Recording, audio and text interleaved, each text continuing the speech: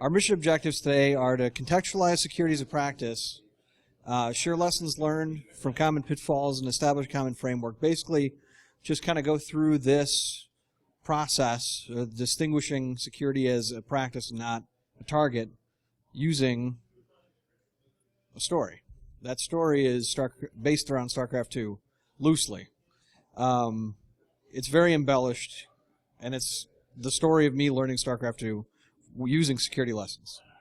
So, obligatory disclaimer. These are my thoughts, words, and views, and don't represent anyone I work with, my company, colleagues, anyone else. For those of you that don't know me, my name's Steven Legg. I'm a SecOps engineer. I do all these things. I'm at Zenmode on Twitter.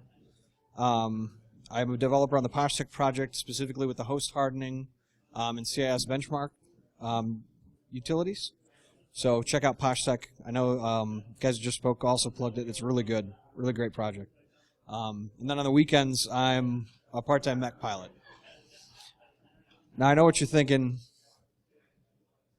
It looks really crappy, and the shop job's terrible, but don't worry, because I don't use Photoshop. I always use Paint for all my picture edits, because it's more hilarious when it looks really terrible.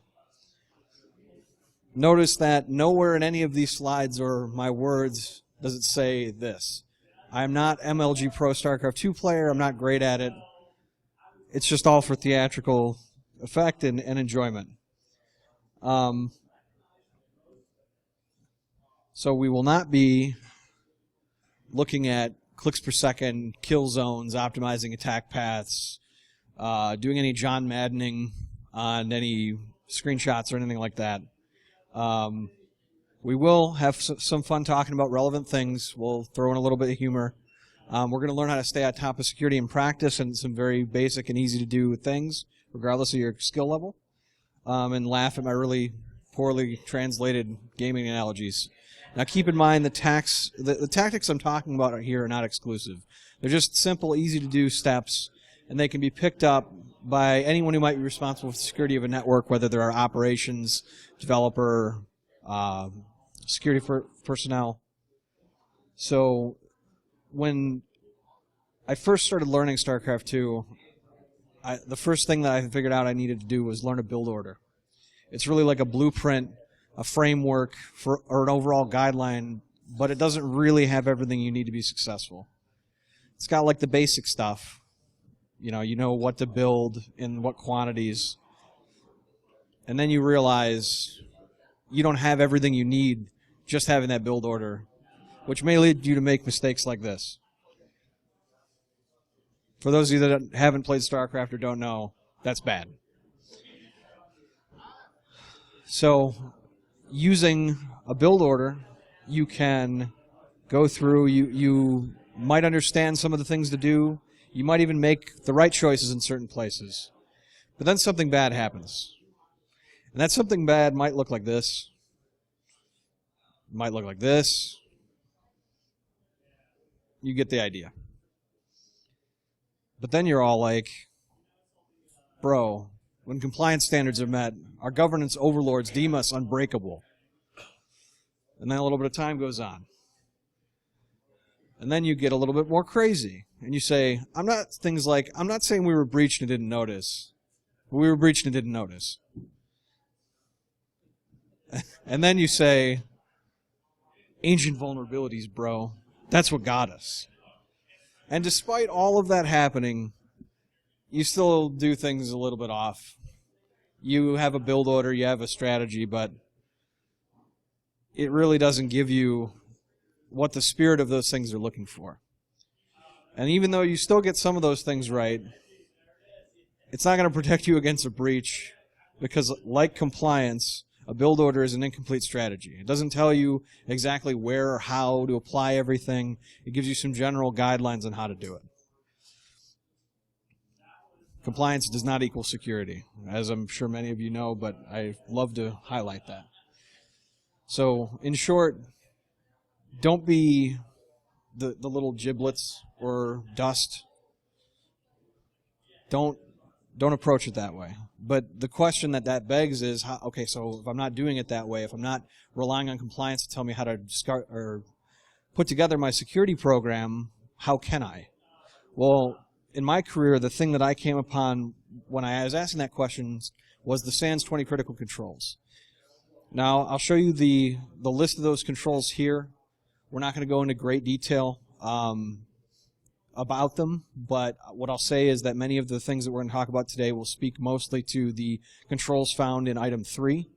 If you can't read it, I don't know. Yeah, it's a little small.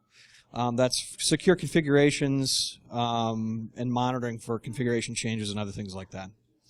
Long story short, basically, you don't want to be running your security program from your compliance standards thinking everything's good and then responding to incidents with token efforts that don't actually have an impact or help you in those critical moments.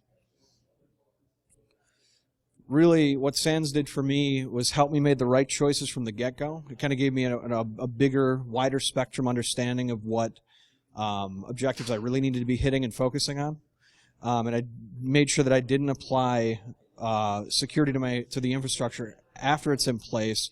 Rather, on upcoming projects and different changes that were coming down the pipe, I started to integrate security with those changes and make sure that I was prioritizing it as a key point within that process. So really what that does when you apply it to your infrastructure as a whole and the teams that support, defend, or develop on it is that you make more of the right choices. For those of you that haven't seen the 20 critical security controls, this is the website. You can check them out. They're really awesome.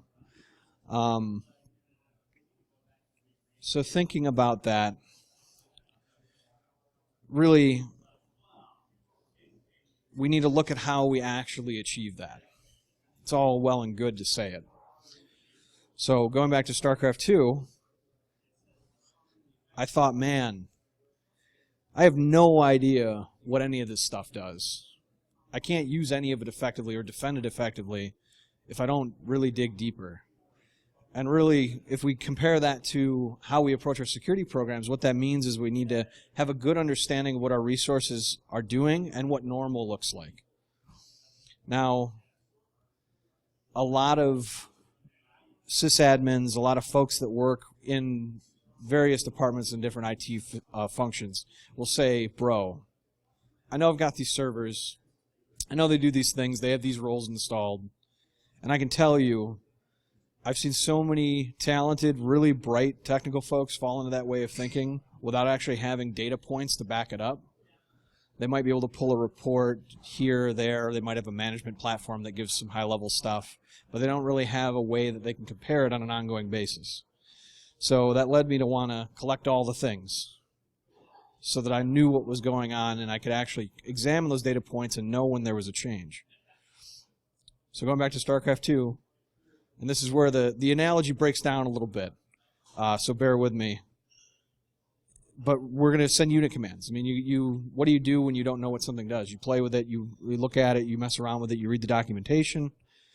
And one good place to start is to get that understanding of what's going on in areas that you have no vision. So that was a scan in StarCraft 2 that happened. So the way we do that, like on a Windows host, for example, using netstat with these flags, NAO, it's really a great way to examine what's happening from a networking standpoint on that system because it gives you all the listening ports and active connections on that machine at the same time. So then we go into using siege tanks. Siege tanks don't really compare to Procmon, but whatever. Anyway, so Procmon is a great way to pair, or a great tool to pair with netstat, especially with the flags that I showed you earlier, because what you get that's a key point is the process ID, the PID, which you can't see really clearly here, but basically Procmon allows you to examine what that process is doing, both at a registry level, file level, etc. And in case you missed it, the joke from earlier was that I crappily photoshopped my face onto a siege tank pilot. But they're not all winners, so don't get mad. So really, command groups, when I was thinking about how do I now take these units that I'm starting to understand and do something with them, I didn't want to go and send each unit one by one at things. So I started to group them into command groups, and that, for this purpose, roughly translates to scripting, although it really doesn't. Anyway, whatever. The basic script is this for netstat, anyway. You can automate using the flags I show here, which are NAOB. That's going to give you the network information. It's going to give you the process ID, but it's also going to give you the, in addition to the listening ports, all of the executables and DLLs associated with those executables, so that you can actually take that static output on your hosts. And ideally, you would do this all in an automated fashion. These are all basic Windows commands, for those of you that don't know. But you take that output and you can compare it and look for those changes. So really, command groups don't equal scripting, but again, they're not all winners. So rally points, I don't know. The StarCraft 2 thing's not really working out, so I'm just going to move on to talking about user accounts. Really understanding, again, using very basic Windows commands, what users and group memberships exist for those users, specifically the administrator group, will on an ongoing basis help you understand what changes have happened, but two, if those changes have happened, what those users are doing. NetView localhost is a good way to get an understanding of the shares that are going on your system. It's also good to understand the startup items that you've got, and then the scheduled tasks as well. So again, the purpose of all of that, no one expects you to run all those things individually. Running all those things individually and manually is not really going to do you much good. But if you take all of that output, you script it, and then you just diff the results, say every quarter, it's going to give you an understanding of what changes, if you don't have any other monitoring solution, what changes have happened on those systems so that you can know when something is amiss. Now, in the world of Linux, there's similarities, but there's a few different things. There are different approaches. So we still use netstat. The flags are a little bit different, but it gives us a little bit better output. So here, really, what we're going to look at is listening ports, open connections, and what those are doing. LSOF is a great command to get an understanding of running processes. You can also use it to examine a few other things that I'll talk about in a minute. ps-aux is going to give you a list of those running processes and the timing information and a few other pieces of information around it, specifically the PID. And then we also want to be looking at the user accounts. We want to be looking at, the UID level of those user accounts in Linux. If you see new unexpected accounts with a UID higher than 500, that's something to take a look at. Same thing with unexpected UID 0 accounts. I've got if anyone's interested after, I've got the syntax for grepping that. But specifically what you want to do once you've gathered that information, you've collected that same profile that you've got in your Windows environment, you want to look at those processes that are out of place, again using LSOF, but using the P flag and then following that with the process ID. That's going to actually give you can't read it too clearly here, but a greater breakdown of what's happening with that process, what files it's accessing, what devices it's using, really everything that's going on with it. So let's get dangerous. We're not going to talk too much more about the hosts.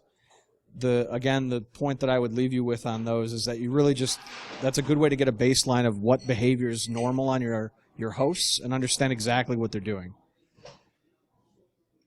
So the next area we're going to talk about is beyond the host level, how we restrict traffic and what traffic we want to restrict in what direction. using the wrong controls in terms of network security can leave you exposed to threats in ways that you can't manage. Taking a look at the picture we've got here, well, you can't see it real clearly, but the flying units, these little guys down here, are owning these command centers, the planetary fortresses, really bad because those planetary fortresses are a control for ground units. They only attack ground. The point there is that if we use the wrong controls, we don't get the results that we need. So one thing that I love to highlight, and something that a lot of people I feel underutilize, is the concept of a data diode. So for folks that don't know or don't remember what a data diode is, it's something that you probably learned through your whatever networking training you've gotten a long, long time ago. It's essentially just the description of a ACL setup that allows unidirectional traffic. So you can get certain requests for information, heartbeats, things that don't need to go two ways in your network, and you restrict those both at a port level, if in the case where you have layer 3 switches, but also at a VLAN level if you don't. And those really can be very powerful in terms of mitigating those threats. I mean, think about how much less risk is involved when you're administrating a network and only pushing out changes or collecting data in a unidirectional manner. You can reach all the resources you need from an administrative perspective, manage them, but an attacker that compromises a segment of that network is not going to be able to actually touch anything outside of that segment if you configure your controls in the right way. The other flip side of that is that you're also going to be able to generate more noise from a logging perspective when folks are there poking around trying to cross those barriers that you've set up. So long story short, basically you place roadblocks of all different types to block that traffic in directions that it shouldn't be going and allow legitimate traffic that fits the signature that you feel should be there to go through as needed.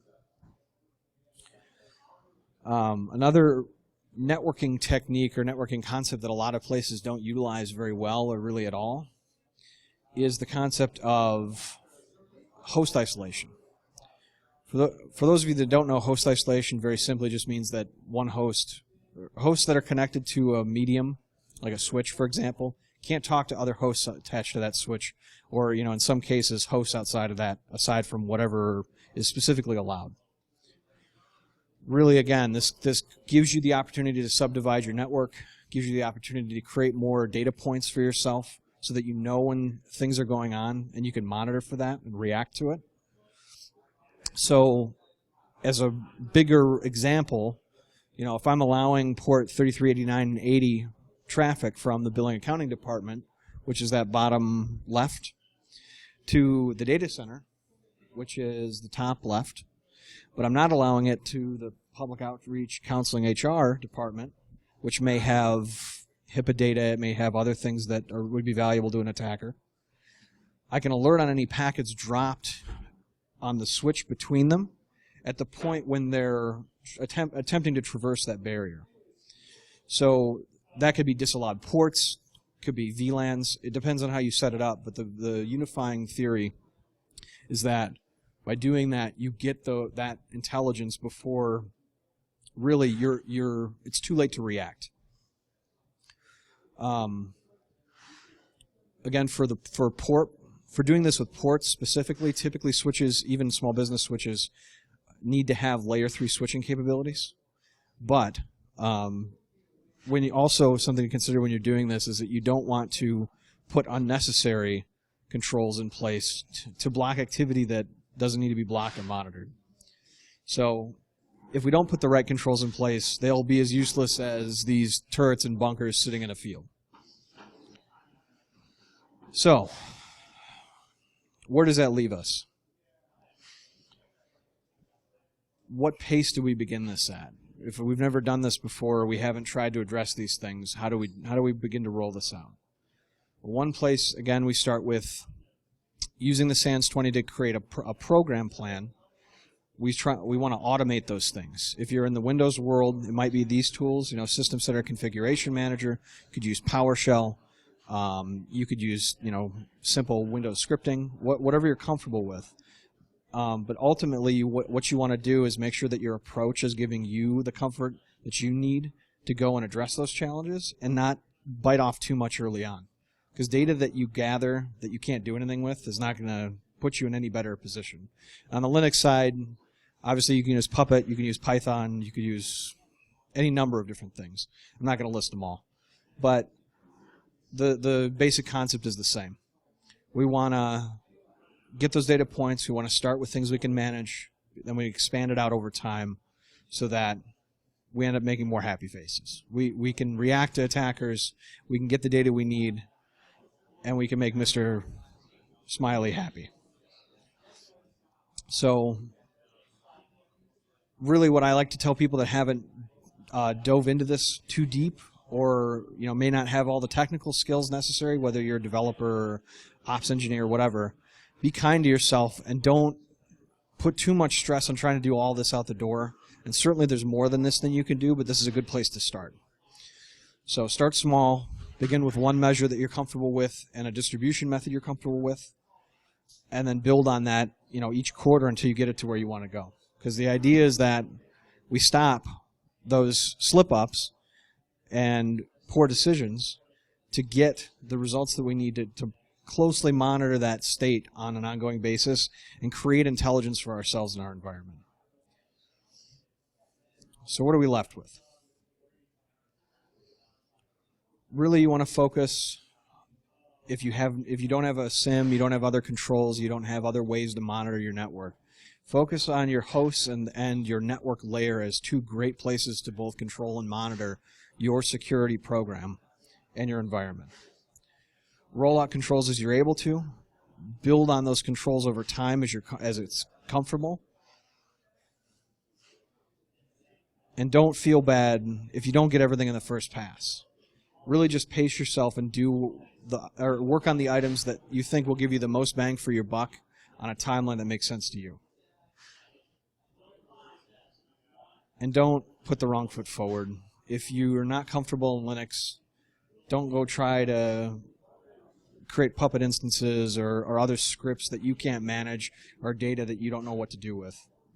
Really focus on things that you can generate those quick wins early with and build on them from there. Because otherwise it'll be a damn shame. So, once again, my name's Steven Legg. This is who I am. These are my stats. And thanks again for listening. Did anybody have any questions? All right. Thank you much.